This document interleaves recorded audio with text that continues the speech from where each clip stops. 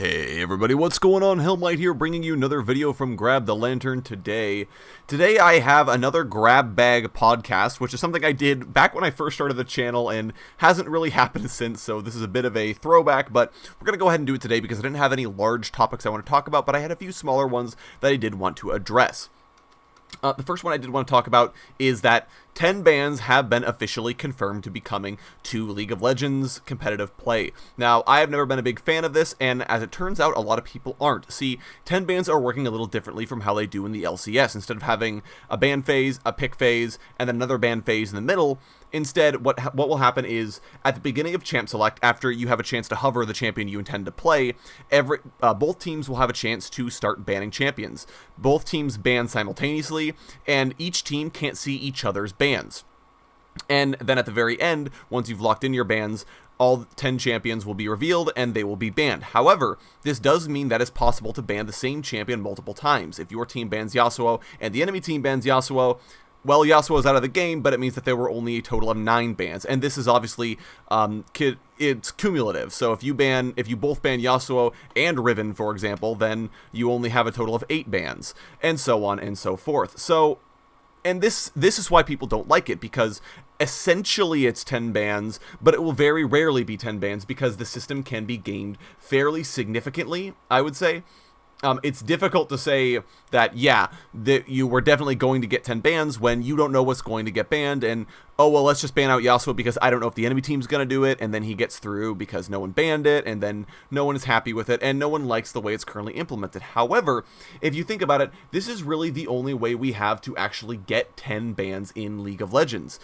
There's no way to do the LCS version because it takes a very, very long time to do it, and the two phase system just doesn't really work out if you're specifically not playing professionally, because usually the second ban phase is directed bans. If they haven't picked something in particular, then you ban out champions in that position, or you target ban a player.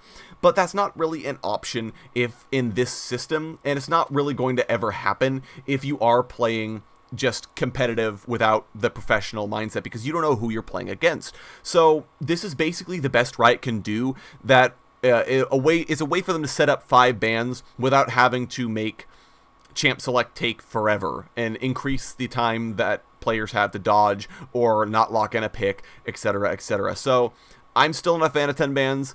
I think this system is probably the best we're going to get if we are going to have 10 bans, but I really do hope that Riot reconsider their position on 10 bans and possibly do a reversion, or maybe change out how we're actually doing this. Anyways, the next thing I want to talk about was Riot have announced today that they're moving from full-on class reworks to just focusing on individual reworks. So what this means is that there won't be anything more like the tank update or the mid-year mage update or anything along those lines anymore. Instead, we'll be getting more individual champion reworks a la Shyvana, Rek'Sai, or the 2 most recent, Rammus and Heimerdinger. Now, I think this is a bit of an interesting change, because it does mean that it's harder for Riot to make systemic changes across the board like they did this year with the tank update. The tank update, a lot of tank items got changed, a couple new ones were introduced. There were a lot of changes with how the game works at a systemic level, in addition to the couple of champion reworks.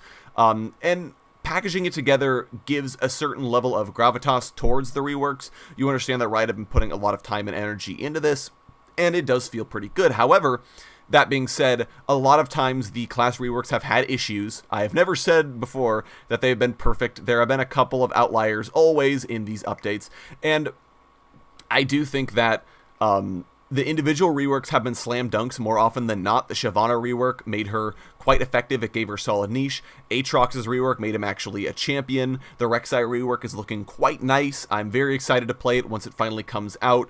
And obviously the Rammus and Heimerdinger reworks are still new, but I think they do have some fairly decent ideas behind them. So it's going to be interesting to see how Riot do this going forward. Now, this does mean that instead of a big fighter rework that we were expecting to happen after the tanks, they will be working on fighters piecemeal. So the Lee Sin rework that we're all waiting for may happen sooner rather than later. It's all going to depend on Riot's workflow and how able they are to get to it. I do think this is a good idea because it means that champions aren't going to be worked on unless a designer actually has a good idea for them and a good direction to take them. And this also frees up the VGU team to just focus on VGUs. So what this means is that Urgot and Evelyn will have 100% all the time they need to become good, and the next champions, whatever Riot decide to do, will also have the entirety of the VGU team focused on them, whereas the live update team will be focusing on these individual champion gameplay updates. It's an interesting change. Go ahead and let me know what you guys think of this down in the comment section below, and also let me know what you guys think of the 10-ban system. I know this is a pretty divisive issue.